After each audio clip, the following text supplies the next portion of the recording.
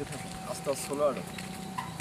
এবার এবার কিন্তু যাইয়া বাবার বাড়ি 3 বার বেরাম 3 দিন বেরাম কে 3 দিন বেড়াবি কে তুই রুটি পিঠা গরুর গোস্ত এইগুলান খাইয়া লই তোর বাড়িতে দেখি আইয়া কথা হলে এই তো কথা হ্যাঁ তুমি তোর বাবার বাড়ি থাকলে বিডি তুই থাইছ আমি থাকতে পারবো না না না আমি হলে মুই গাড়ি যাব তুই গাড়িতে যাবি কে মুই গাড়ি যাব তোর তো শরম আছে মুই আটটার তোর যে লম্ফা পাও 2 পাও দিলি তো ডামগন না আনতে তোর বাপের বাড়ি উঠবি হ্যাঁ মানো বলদের কথা বলদের কথা হলো কি তোর বাপে একখান আনোয়ার ভাই দেওয়ার কথা হলো না সাদা না তোর বাপে মুই আটতেই পারবো মানেরও বউ আর আমারও বউ ডামগন না পনে পাঁচাত টঙ্কা দিয়ে চাওয়া লাগে বাবা এক যাইতে লই দোকান পাইছে কিছু খাই তোর কি খাওয়ান লাগবে মুই খামুই কি খাওয়াই মুই না গেলাম তোর কিছু খাইতেছি